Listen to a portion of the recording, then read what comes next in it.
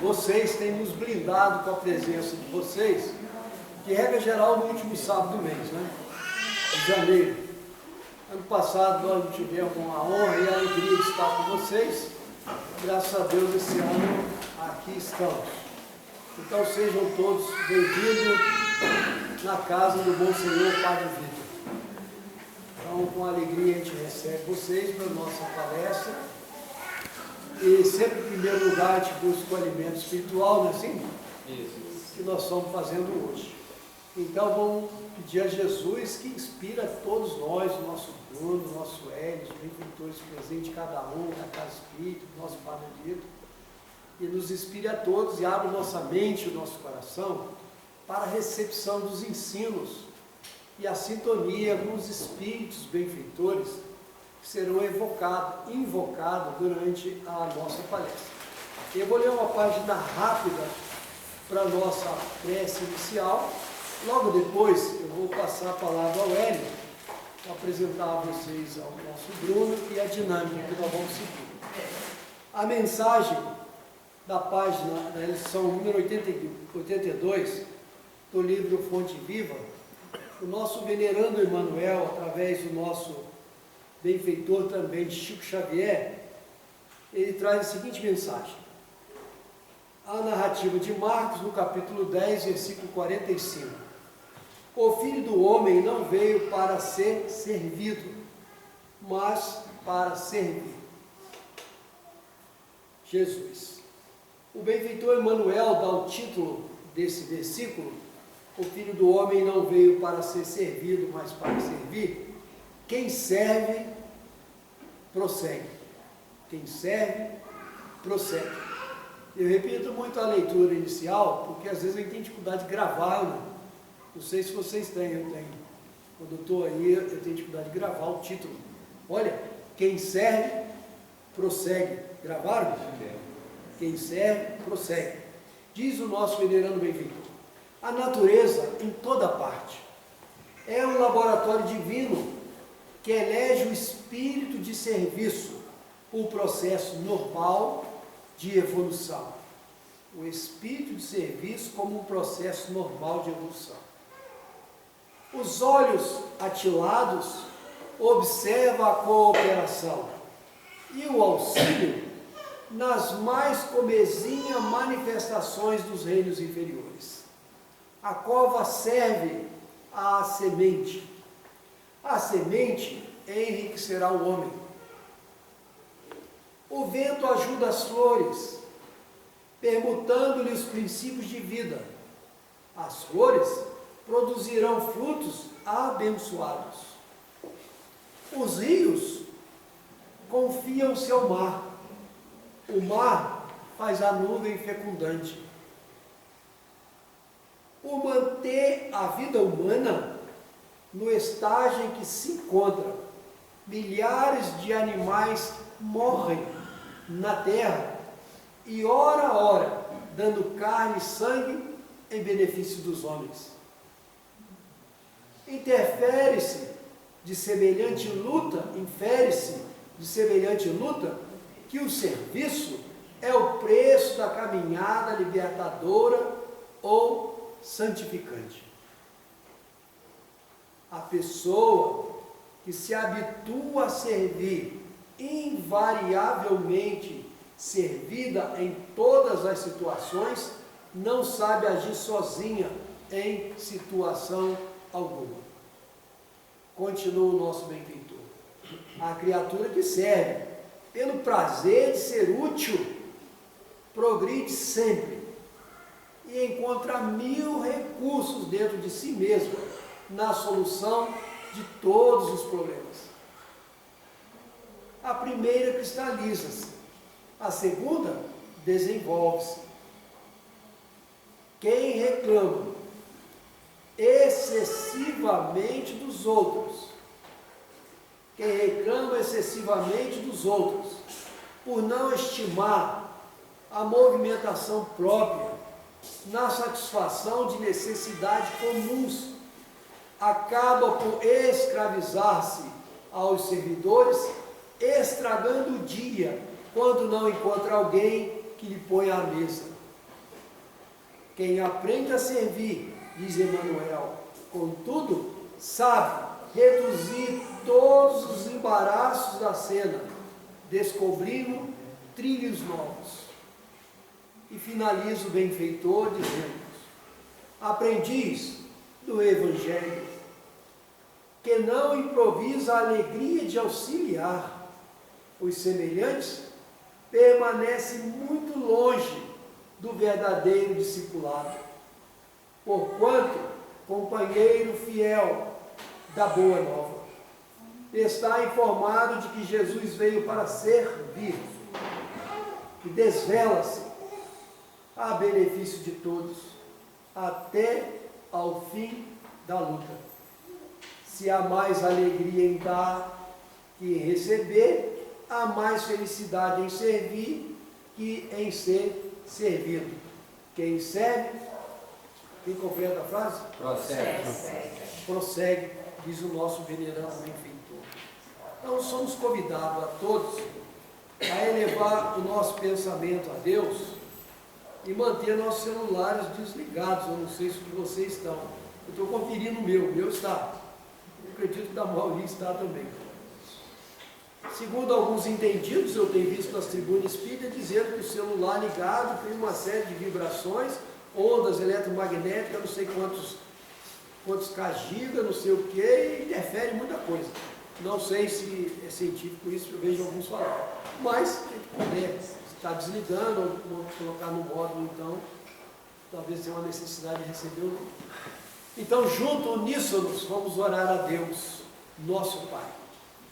Vamos orar a Jesus, nosso modelo e guia, nosso mestre, aos benfeitores do nosso Bruno, aos benfeitores do Hélio, aos benfeitores de todos vocês e de todos nós, e do nosso benfeitor, Padre Vitor, para buscarmos inspiração em nome de Jesus, em favor do Bruno, em favor de todos nós.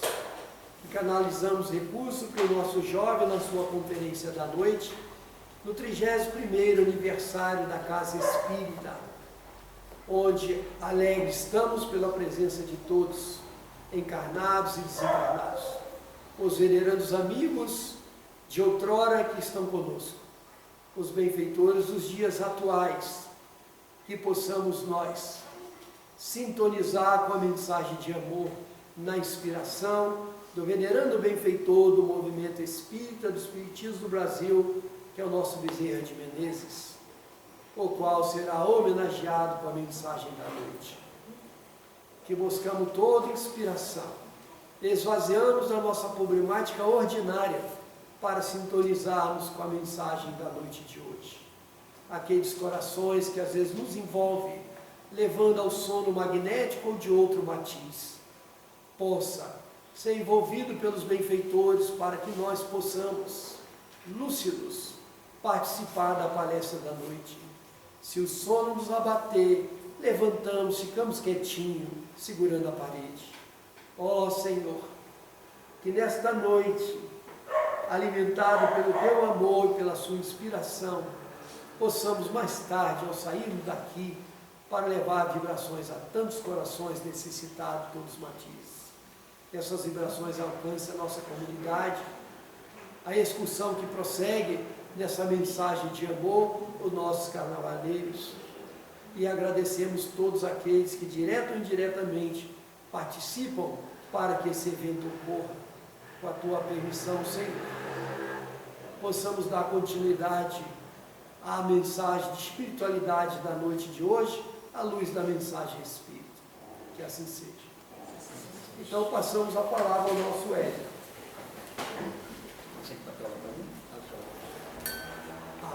Meus irmãos e minhas irmãs, muita paz a todos. O nosso companheiro Bruno Lourenço, do Movimento Espírita de Magé, já foi diretor do CERJ e é o convidado nosso para a caravana Bezerra de Menezes. Aqui é a segunda palestra da nossa caravana.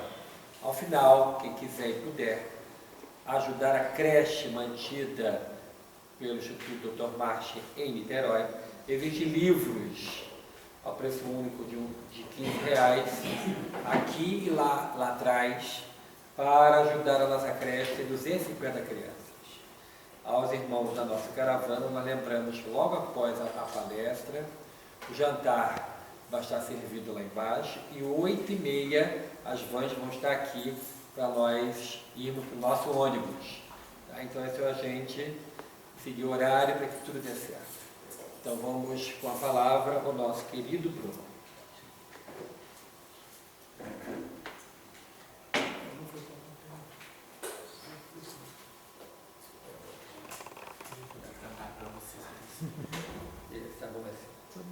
O Centro Espírita nasceu das sandálias de Jesus, que nunca morreu, nem de lança, nem na cruz. Jesus desapareceu para os vaidosos da terra, mas logo reapareceu para a gente de sua terra. As sandálias de Jesus nunca deixaram de andar, sozinhas, cheias de luz, para as trevas espantar. Param lindos e calmas na soleira de uma porta, batem só como palmas, entram por debaixo da porta. Há desespero e aflição, quem sofre gera dor. As sandálias já se vão, mas fica na casa um centro. Herculano Pires, no livro Centro Espírita, e com essa poesia nós saudamos os companheiros com um desejo sincero de que tenhamos uma noite bastante agradável, né? Nessa noite reflexiva, especial, em que a casa, aproveitando o ensejo da caravana, comemora o seu aniversário. E é interessante porque eu tenho como costume sempre começar as palestras com uma poesia, né? E as poesias vêm no momento inicial aqui, qual que vai usar, qual que não vai. E aí, desde que eu entrei na casa, tem alguém me buzinando assim, fala a do Centro Espírita. Eu falei assim, mas não faz muito sentido, né? Não faz muito sentido. Aí sento aqui na cadeira, o companheiro abre a reunião dizendo que a casa está comemorando aniversário.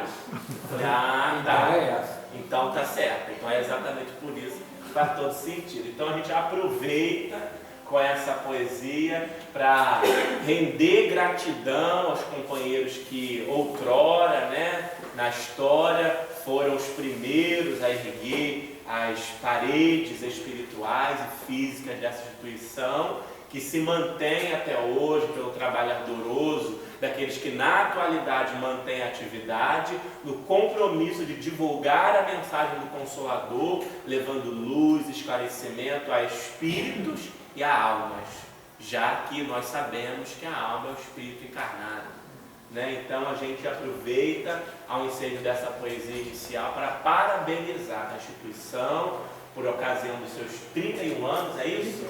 31 anos, engraçado que é a minha idade.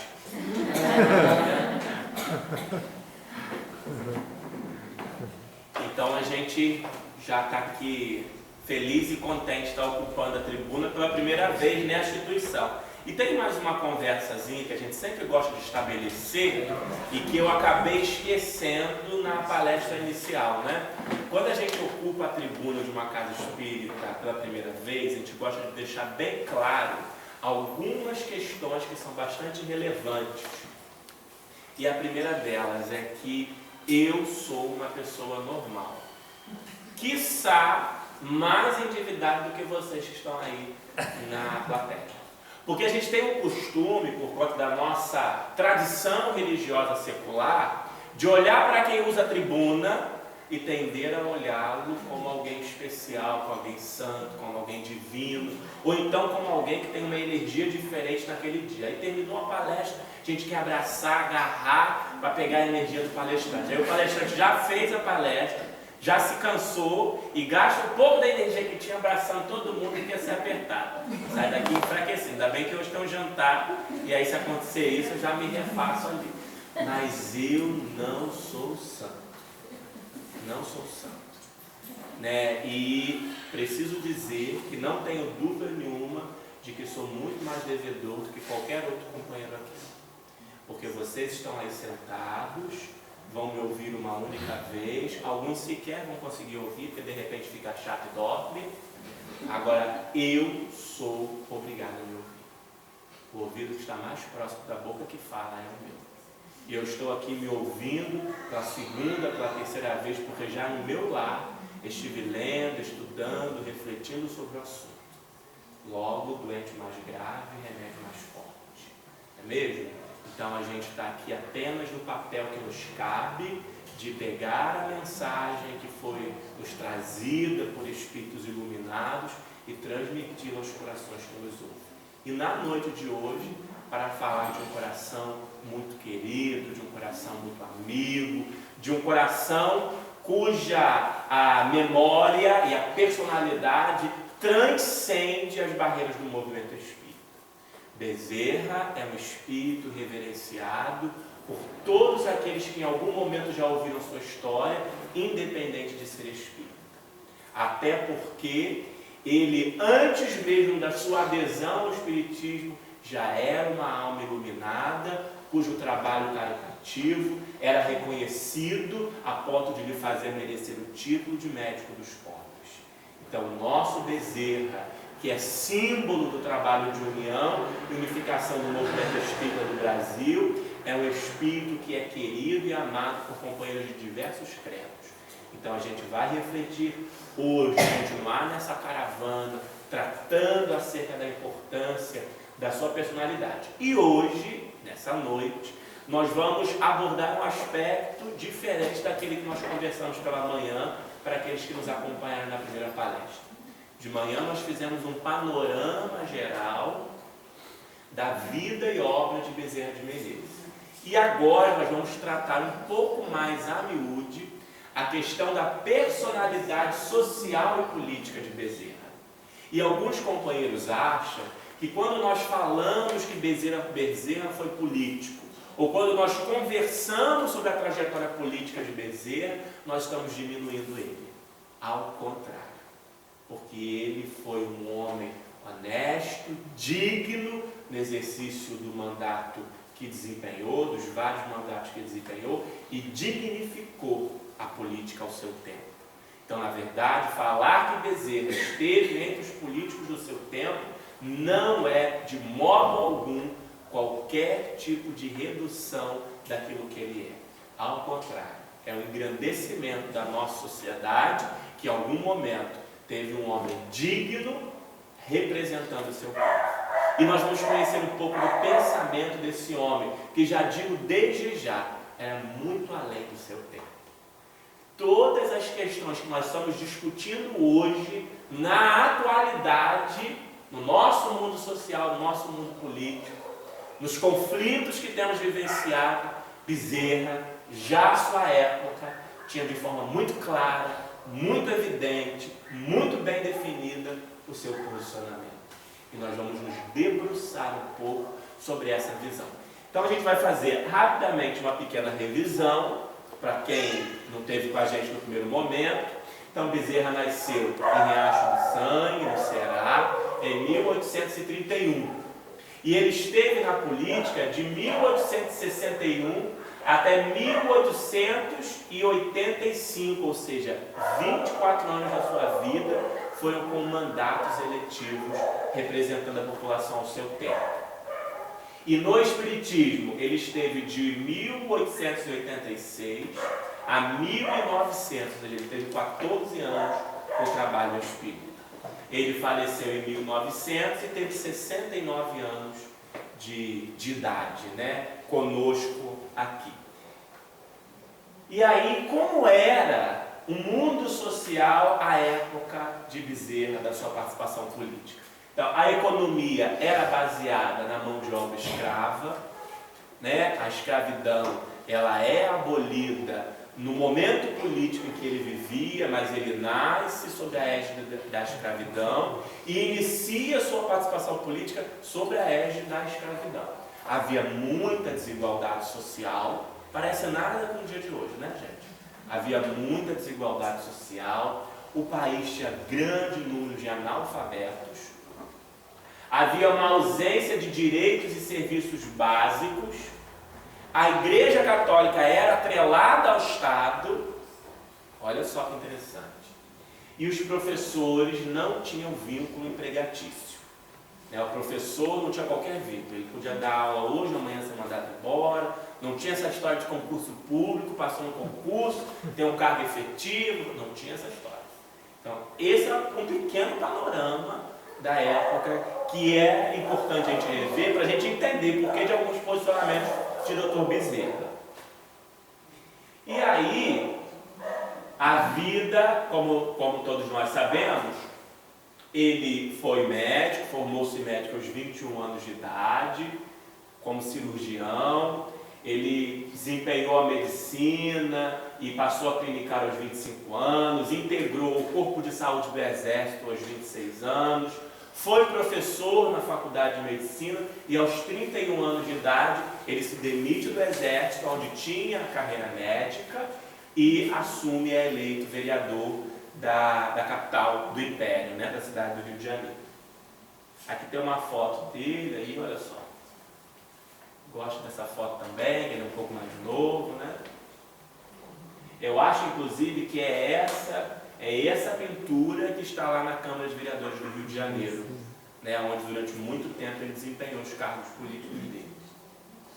E aí, como médico, a gente já viu isso de manhã, ele tinha também um pensamento bem objetivo e coerente do papel do médico, né? E isso está lá no livro Lindos Casos de Bezerra de Menezes, de Ramiro Gama, e uma fala dele: o médico verdadeiro é isto: não tem o direito de acabar a refeição, de escolher a hora, de inquirir se é longe ou perto. O que não acode por estar com visitas, por ter trabalhado e se achar-se fadigado, ou por ser tarde da noite, mau caminho no tempo, fica perto ou longe do morro, ou que, sobretudo, pede um carro a quem não tem como pagar a receita, ou diz a quem lhe chora a porta que procure outro, este não é médico. É negociante da medicina, que trabalha para recolher capital e juros dos gastos da formatura. Isso é para vocês verem o pensamento de Dr. Bezerra enquanto médico. A forma como ele também dignificou a medicina. E é interessante porque nós, enquanto espíritas, o trabalho espírita mais a miúde, muitas vezes nós estamos na postura de médicos, né? Não médicos do corpo, mas médicos da alma, aqueles que levam o consolo, que levam o abraço, o esclarecimento. E algumas vezes nós colocamos desculpa e contratempo para fazer qualquer coisa, né?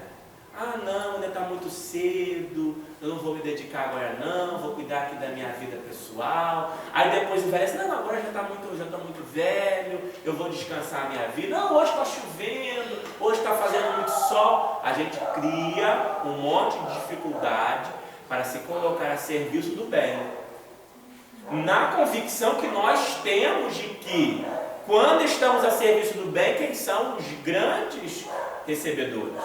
Mais do que aquele que é atendido, somos nós. Mesmo com essa convicção, nós colocamos um monte de desculpa. E veja qual era o parâmetro de vida de Bezerra antes de ser espírita.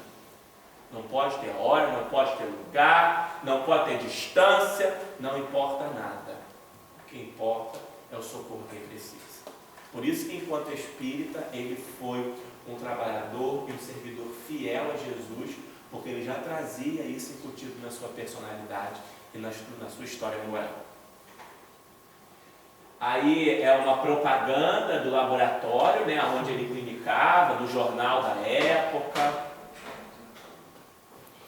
Ali tem a rua 24 de maio, número 93, onde ele morava e atendia. E a vida política.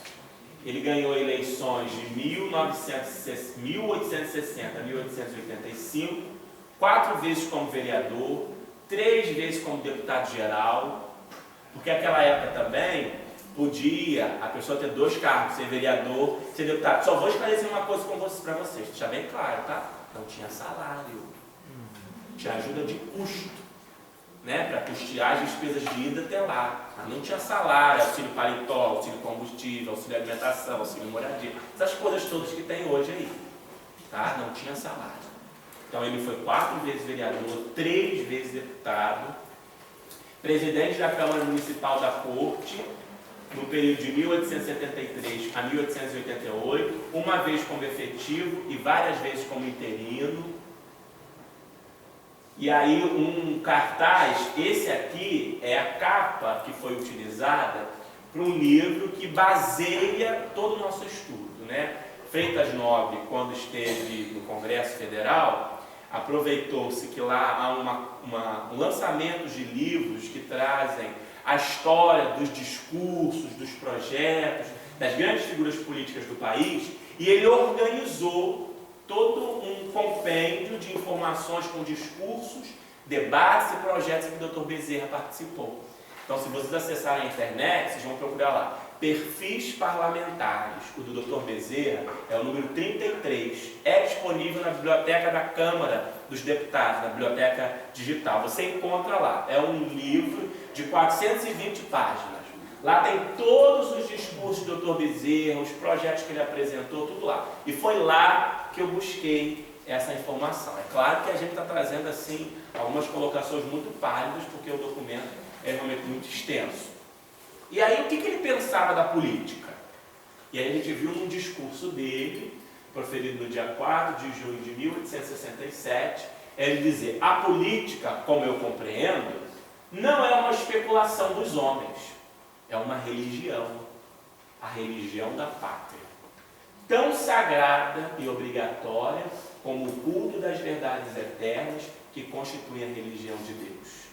Olha a visão que ele tinha acerca da política, o pensamento que ele tinha acerca da política, como algo que deveria ser desempenhado como algo sagrado, assim como são sagradas as religiões que nos ligam a Deus. Será a visão dele, o pensamento político dele, que norteou o caminho que ele percorreu. De manhã nós falamos a razão por que o Dr. Bezerra foi alçado ao cargo de vereador. Né? E aí, quem não estava conosco, a gente vai repetir. Como ele, quando veio para o Rio de Janeiro, forma-se em medicina, termina a faculdade, ele abre o consultório com um amigo dele, mas ele não era conhecido do Rio de Janeiro, ele vinha, né, do Ceará, e naquela época era muito importante o nome, né? Porque ninguém conhecia dele, o consultório dele particular vivia vazio, as moscas. E aí, entretanto, na casa dele à noite, ele costumava atender, no começo, as pessoas de forma gratuita, e aquilo se multiplica, se multiplica, se multiplica, ao ponto dele receber o título de médico dos pobres, que na época foi um apelido dado a ele de forma pejorativa, pelos poderosos, como se estivesse diminuindo ele, porque o consultório dele particular vivia vazio, mas o que ele atendia de graça vivia cheio. E como ele ficou conhecido como médico dos pobres, todo mundo gostava muito dele, aquela coisa toda, também levavam a ele as demandas sociais. Né? A gente sabe, hoje, às vezes a gente vai consultar com o médico e acaba fazendo o médico também de terapeuta, né? Que a gente às vezes não tem que conversar e fala um monte de coisa. Então também era assim. Então levavam para ele questões sociais. E ele, como era um homem de muita ciência, era um homem muito inteligente, ele costumava levar essas demandas para o império, para a corte, as reivindicações do povo. E na grande maioria das vezes conseguia resolver os problemas. Aí as pessoas começam a dizer: poxa, mas por que você não se candidata a vereador? Você já está conseguindo resolver, já tem, todo mundo já gosta de você. Até que ele inicialmente não queria, mas a esposa dele insiste, a primeira esposa, que a gente sabe que a mulher manda mesmo no marido, né? E aí ela insiste e ele acaba se tornando vereador com o voto expressivo do povo de São Cristóvão, na época. Então por isso ele chegou à política. E aí era a visão dele, o pensamento dele político acerca da política. Aí o que a gente vai fazer?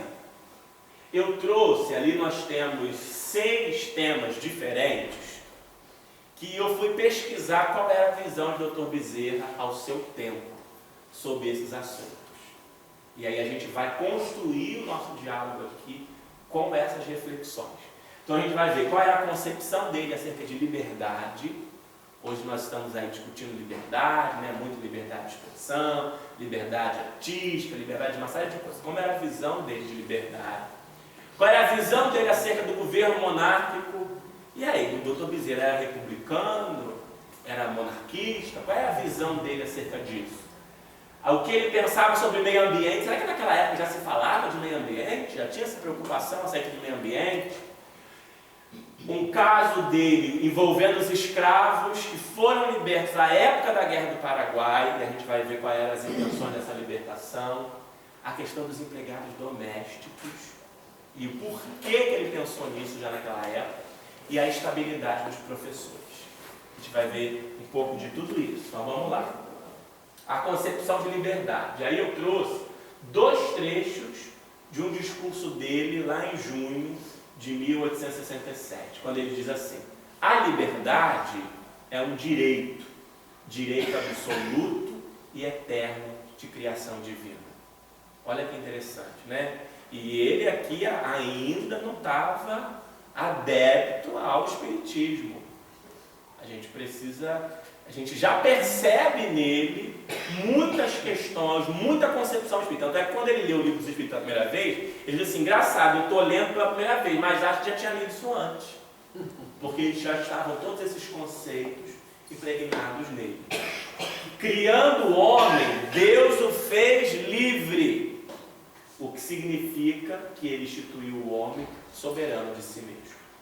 Olha que interessante, quando a gente vai lá no livro dos Espíritos, e aí a gente vai refletir sobre o livre-arbítrio, os Espíritos dizem que nós somos livres, né? Desde que fomos criados. Entretanto, e aí os Espíritos aprofundam nesse conhecimento, tenho certeza que depois de ler o livro dos Espíritos ele deve ter aprofundado no pensamento dele também. Esse livre-arbítrio é condicionado ao processo evolutivo. À medida que você evolui mais liberdade você tem.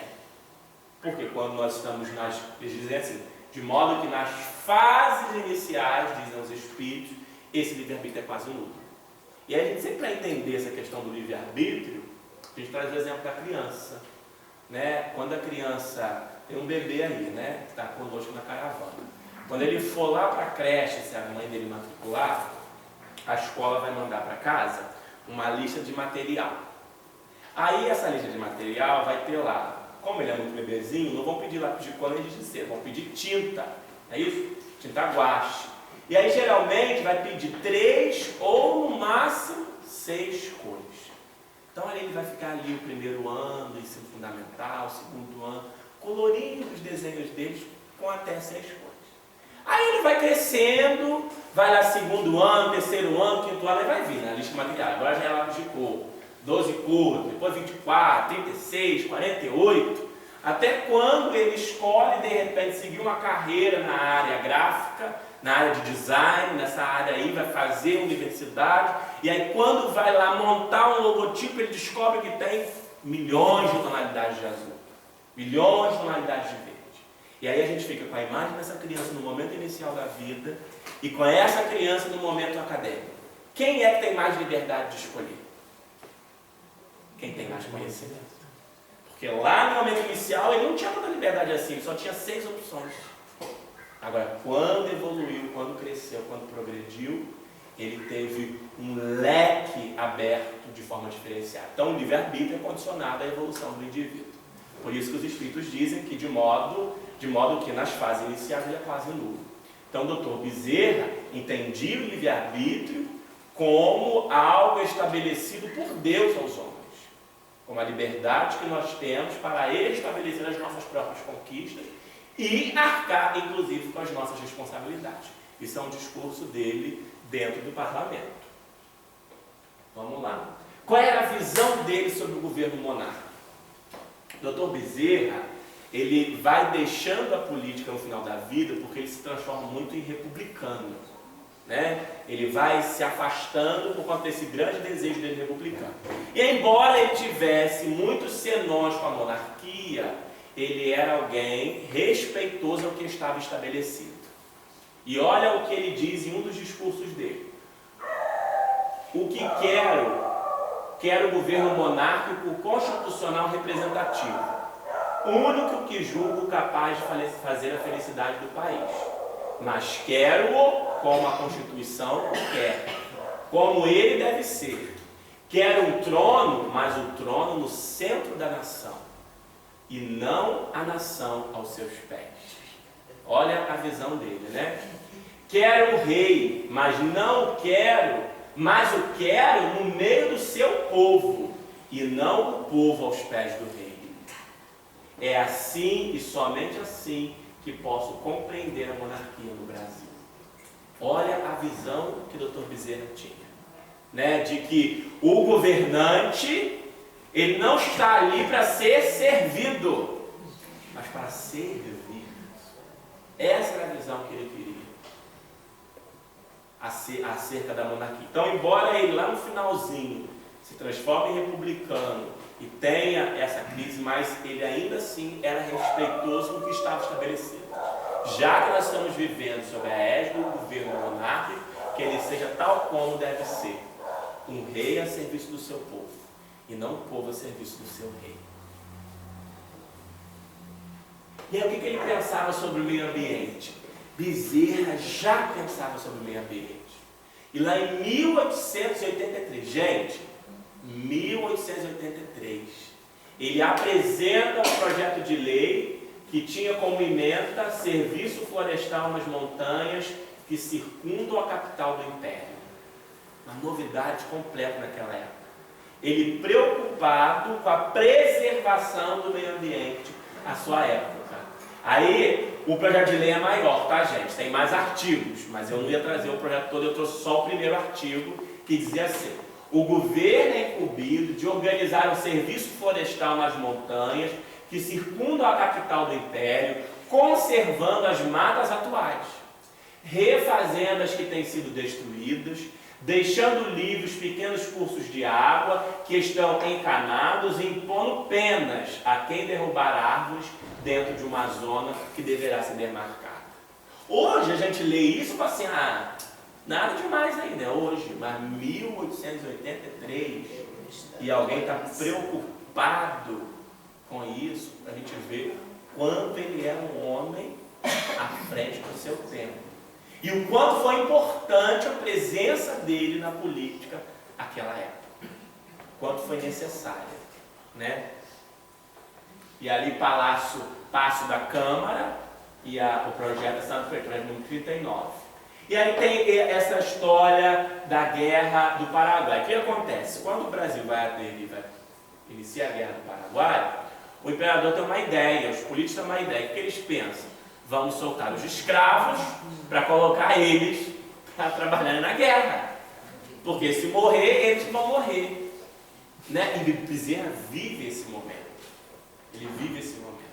E ele vai ser completamente contra isso. Ele era abolicionista desde sempre. Desde sempre. Então vocês vejam o quanto que Bezerra era um homem que sofria muitas perseguições. Né? Ele era abolicionista, então o pessoal das fazendas não gostava muito dele. Ele era liberal, então o Império não gostava muito dele. Ele atendia de graça, a classe médica não gostava muito dele. Para a gente ter ideia de tudo o que ele passou. E aí ele vai se posicionar. O que ele diz lá no parlamento? O ato do governo imperial foi de uma imoralidade revoltante que se quis cobrir com a bandeira da caridade. Diz assim, estão tentando enganar a gente, dizendo que vão libertar os escravos, mas na verdade estão libertando os escravos para eles serem mortos. Eu sei que a religião manda remir os ativos, os cativos, mas essa remissão, para ter merecimento, é preciso que seja sem condição. E no presente, o governo libertou aqueles infelizes com a condição de irem servir de alvo para os morteiros paraguaios. Você vê a coragem dele, inclusive, de se posicionar. Senhor presidente, está ele falando no parlamento, eu nunca vi tanto arbítrio, nem tanto absurdo, como no período governativo do atual gabinete. Falo do decreto que deu liberdade aos escravos da nação. Os escravos nada têm com a guerra. E dando-lhes a liberdade, com a condição de irem batalhar, são todos alvos. Havia na política uma tarifa para concessão de condecorações a quem oferecesse escravos destinados à guerra. Olha que interessante. Né? Aqueles fazendeiros que permitissem que seus escravos fossem para a guerra iam ganhar condecorações. Isto é detrimento da nossa moralidade. Isso não se pode, nem deve ser praticado por um governo patriótico. Na verdade, não conheço nada mais aviltante.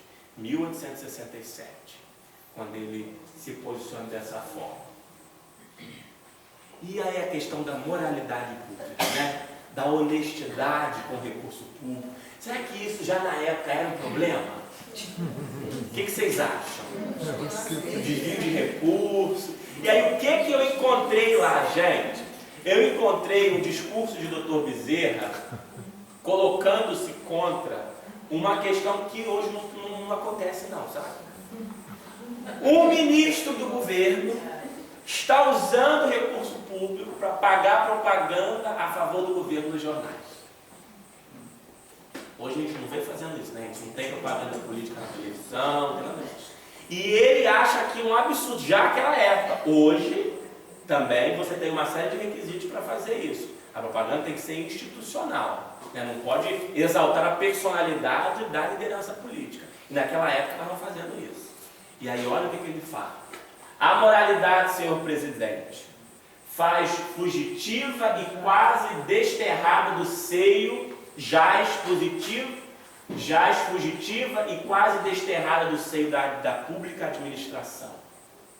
Não há quem ignore no país os meios poucos decorosos de quem tem se valido o nome presidente do Conselho para se manter no poder. Quando é que já se viu em alguma sociedade moralizada um ministro do Estado dizer à nação, como nos disse o presidente do Conselho, que os poucos recursos do país, que o produto desses impostos onerosíssimos, arrecadados pela força da necessidade, com o maior e mais grave prejuízo de todas as indústrias, de todas as profissões, e ele os esbanja em artigos de jornais, na defesa e sustentação de seus atos, em um puro interesse seu e de seus colegas. Acho que a gente precisa republicar, né, o discurso de Bezerra para a atualidade. E aí ele continua. Isso, senhores, é a confissão vergonhosa de dilapidação dos dinheiros públicos, que noutro país, ou mesmo entre nós, em outros tempos, seria motivo mais que suficiente para uma acusação formal ao governo, pois isso é um crime previsto em nosso Código Penal. Então veja como também ele era combativo, né? Ele era firme, presente, ele não foi um político passivo, de que aceitou tudo que viu, que se calou, não. Ele era ativo, ele era combativo e fazia questão de sempre se posicionar. E ele tinha também uma visão bem interessante, que ele achava que dos entes da administração, o governo geral, o governo central, o governo do estado e os municípios, o que tinha que ser mais forte era o município. Ele era municipalista. Essa era a visão do Dr. Bezerra já naquela época. Por quê? Porque as pessoas moram aonde? Nos municípios. O estado nada mais é do que o resultado da união dos municípios. E o governo federal é resultado da união dos estados. Mas as pessoas, elas moram no município. Então, quem tem que ser forte? O município. E aí, a grande maioria dos recursos, já naquela época, a maior parte vai para onde? Para o governo federal. E ele, já naquela época, era contra isso. E aí, olha o que ele diz. Em 1882, a decadência do elemento municipal no Brasil é obra exclusiva da centralização administrativa, que, chamando toda atribuição para o poder geral, determina a anemia e a inércia do poder local e a indiferença que o cerca da parte da sociedade. Olha o que ele dizia, né? E aí tem essa questão aqui muito interessante, que antes de colocar eu vou explicar para vocês. Então, ele acompanhou todo o processo da abolição da escravatura. E aí ele começa a se preocupar muito, porque ele diz assim, bem, está caminhando, provavelmente daqui a alguns anos os escravos vão ser libertos. Mas aí o que vai acontecer? Eles vão ser libertos e eles vão se tornar empregados domésticos escravizados. Por quê? Como é que vai se reger a partir de agora a relação? Porque quem tem escravo servido na casa vai ter que libertá-los, mas eles não vão eles mesmos fazer a comida deles, vão. Eles não vão eles mesmos arrumar a casa deles, eles não vão eles mesmos trabalhar nas fábricas, nos moinhos, não vão. Eles vão continuar se servindo de mão de obra para fazer isso. Mas não tem uma forma de regulamentar isso. De regular isso, eles vão pegar essas pessoas, vão dizer que estão dando um salário, mas vão explorar. E aí Bezerra se antevém a isso e propõe um projeto de lei para regulamentar o serviço doméstico, antes de ser abolida a escravatura, de ser abolida a escravidão. Olha que interessante. Ele se antecipa. E aí o projeto de número 74, regulamento, eu vou ler para vocês. Regulamento para a locação do serviço doméstico. E aí isso daqui é a primeira lei que define o que é serviço doméstico no Brasil. É do Dr. Bezerra, lá em 1883. Artigo 1º. Serviço doméstico é o que é prestado temporariamente a qualquer indivíduo por outro que com ele conviver mediante certa retribuição. Artigo 2º. O serviço doméstico pode ser feito por contrato ou por ajuste. Então ele já começa a deixar claro. Para ter alguém para fazer, tem que fazer um contrato, tem que ajustar regras. Não pode ser assim de qualquer jeito, do jeito que você quer. Artigo 2º. É exclusivamente incumbido de resolver as dúvidas e questões oriundas da locação do serviço doméstico o juiz de paz da paróquia em que estiver sua residência, o locador. E aí uma grande diferença. Qualquer controvérsia já não vai ser resolvida pelo senhor, pelo âmbito. Já vai ter que ser levado para um juiz de paz que vai ter que solucionar aquilo. Daquele juiz poderá a parte decaída recorrer para o direito. E aí Bezerra ainda estabelece uma instância recursal. Se eu tiver uma questão com o meu empregado doméstico, ele acha que eu tenho que pagar tanto, eu acho que tem que pagar tanto, eu vou levar para o juiz de paz da paróquia. O juiz de paz decidir, eu achar que não está justo, eu tenho direito a recorrer para alguém de direito. Olha que interessante, que atual, que novidade, né, naquele momento. E aí vem uma coisa mais fantástica ainda. Na audiência, se não conseguir conciliar as partes, o juiz decidirá como julgar de justiça. E eu achei isso interessante, sabe por quê? Porque eu sou advogado, tá, gente? O Hélio também é advogado. Eu acho que tem mais gente aqui da área do direito, não tem? Que trabalha com isso. E hoje, na atualidade do mundo jurídico, nós estamos falando tanto em conciliação, mediação, para solucionar os conflitos. Hoje o judiciário tem se esforçado sobre isso. E olha o que Bezerra já coloca aqui. O juiz, na audiência que vai solucionar uma questão doméstica, tem que tentar fazer o quê? Conciliação. Gente, isso é um projeto de lei de 1883. A mesma coisa de hoje é adaptada para a evolução da sociedade. Na verdade é o de lá que adaptou, né? Foi alterando de acordo com a sociedade foi evoluindo. Claro. E aí, olha, incorrerão. Agora vem uma coisa assim que eu fiquei assim, meu Deus, isso aqui sumiu num determinado tempo, né? Agora é que com a lei de abuso de autoridade que entrou em vigor no dia 24, é que voltou a fazer parte da nossa realidade. Mas olha o que Bezerra coloca ali. Incorrerão nas responsabilidades do juiz de paz, artigo 5º, incorrerão nas penas de responsabilidade do juiz de paz e o de direito que transgredir as disposições do artigo precedente. Ele estabelece a responsabilização do juiz que não julgar de acordo com a lei. Olha que interessante. E olha depois de quantos anos é que nós viemos a conseguir estabelecer isso novamente no país, com a lei de abuso de autoridade. Vou terminar já eu tô acabando. 200 anos depois. 200 anos depois. O Hélio é bom de matemática como ninguém. Vamos lá. Vou ler rapidinho para a gente chegar nos professores e conseguir concluir. Aí eu pulei, porque o projeto é muito grande, tá, gente? Artigo 17. Ajustados como ano e criado sobre aquelas bases gerais, assume primeiro as seguintes obrigações: tratar o criado e fazê-lo tratar pelas pessoas de sua família com bondade e caridade. Bezerra coloca numa lei que o empregado tem que ser tratado com bondade e caridade. Não o gastando fisicamente, castigando fisicamente, respeitando em sua honra e fazendo-o tratar com todo o cuidado em suas moléstias. Dar-lhe cômodo saudável para sua habitação e sã alimentação para o seu sustento. Pagar-lhe segundo ajustado seu aluguel, de que dependerá poderá descontar os prejuízos que haja causado em preterição do direito que lhe ficar de reclamar contra a injustiça ou exagero do desconto. Pagar-lhe no ato de se ele despedir do serviço um atestado consciencioso designando suas boas ou más qualidades morais e profissionais.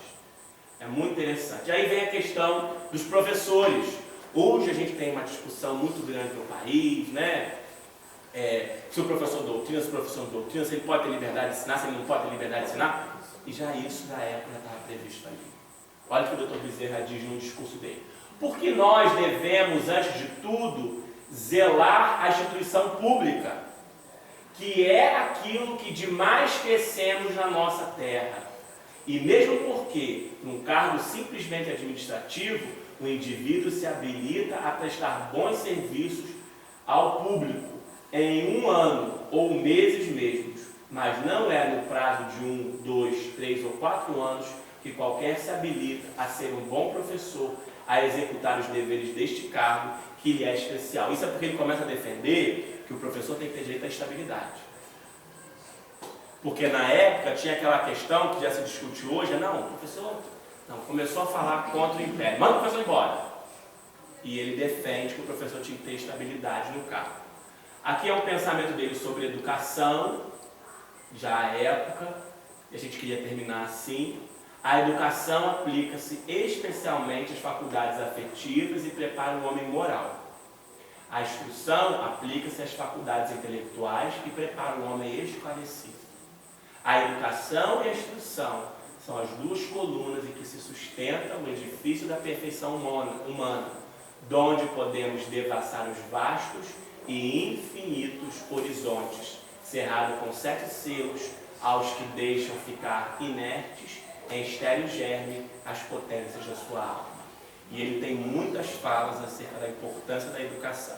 E essa aqui é uma visão dele, não é uma visão espírita. Eu tirei esse texto reformador, porque na hora de pesquisar eu não encontrei a referência no livro que ele escreveu à época. Mas isso é uma fala política dele, à época. Aqui foram alguns políticos que foram contemporâneos a ele à época: José do Patrocínio, Visconde, senadores, Visconde do Rio Branco, Quintino Bocaiúva, que inclusive era muito amigo dele, deputados Rui Barbosa, tem muitos debates dele com Rui Barbosa registrados, Saldanha Marinho, Afonso Celso, Joaquim Nabuco, Joaquim Manuel de Damasceno, e os brasileiros contemporâneos de Bezerra, José de Alencar, Machado de Assis, Carlos Gomes, Duque de Caxias, General Osório. Foi com quem ele também conviveu à época. Então, tinha muito mais coisas para tratar acerca dessa figura ainda. O nosso objetivo aqui era demonstrar que o nosso Bezerra, quando esteve na política, dignificou a política. E a passagem dele pela política não nos deve servir de qualquer descrédito da sua trajetória.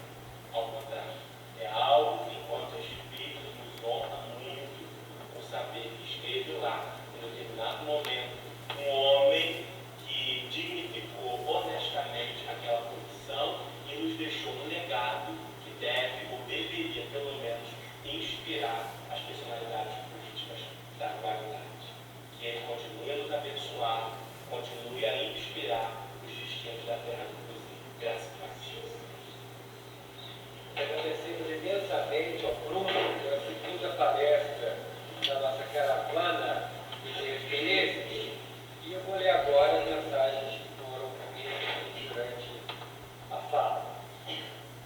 Essa fonte é de luz.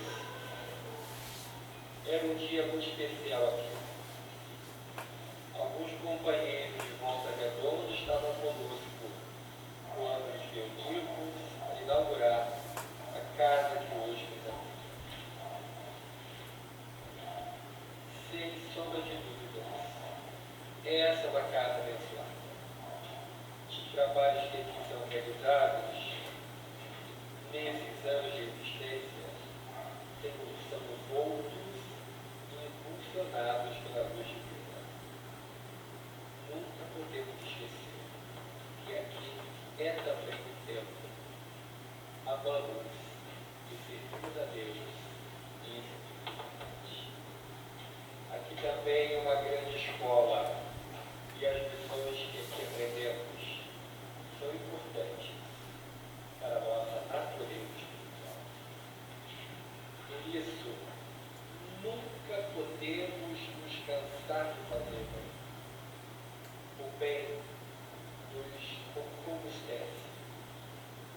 também ilumina as noites tristes e tempestuosas de nossa existência.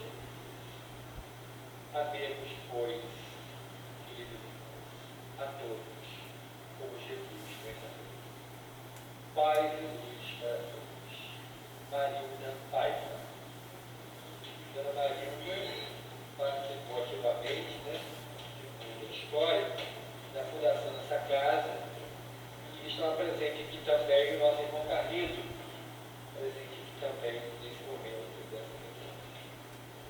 A segunda mensagem diz assim: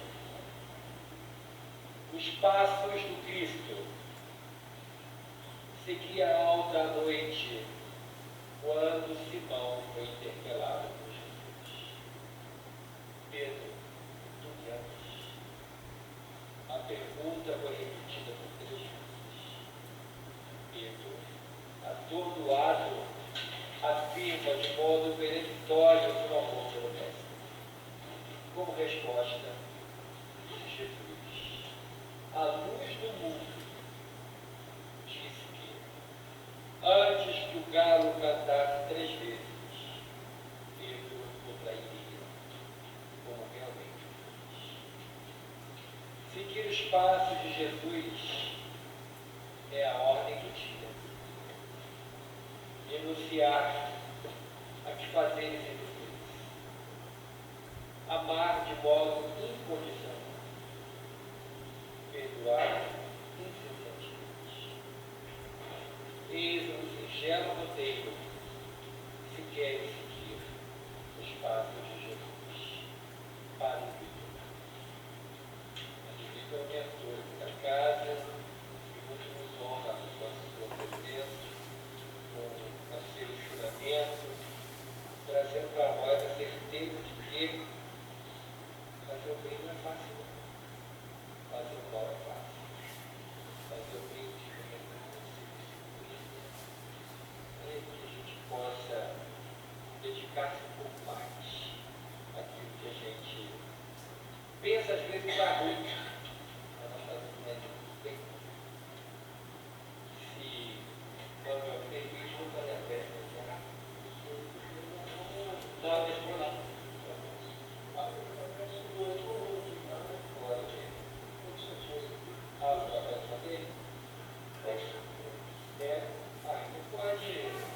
Pode ajudar a gente a tá? Tá. Vamos lembrar o seguinte, os nossos irmãos caravaneiros, que amanhã nós já vamos descer para o café com as malas, deixar as malas na recepção, entregar a chave, encerrar. E às 10 horas nós tomamos o café, vai fazer o seu passeio matinal, tirar as fotos ali no centro de Vassouras, mas 10 horas temos que estar na porta do hotel, para irmos para o Santo Espírito de Jesus, Maria e José, que fica a 300 metros do hotel. Vamos a pé, as malas serão guardadas pelo pessoal do hotel no nosso bagageiro, no nosso ônibus, e nós vamos lá fazer o nosso trabalho espiritual na parede. Depois nós vamos retornar para o hotel, para o nosso almoço, e do almoço a gente vai para o ônibus para pegar a estrada de volta. Lembrando então que ao descer para o café, já traz a mala, já encerra a conta, e aí toma o café e você tem até exatamente às 10 horas o horário que tem que estar todo mundo em frente ao hotel para irmos para o centro espírita. Os compromissos com o Desejo de Menezes nesse horário. Tá? Se você tiver de relógio, pergunta, você passando na rua, ao quarto de Vassouras, que horas tem? Tem que estar 10 horas na porta do hotel. Tá bom? Vamos orar. Querido Dr. Bezerra de Menezes, benfeitor da humanidade, Espírito abençoado, que nesse momento está sendo homenageado e com o geral da nossa caravana. Agradecemos imensamente as bênçãos que o Senhor derrama sobre nós. Pedimos, Dr. Bezerra, pela continuação de nosso trabalho, possamos continuar a contar com as tuas bênçãos. Ilumina,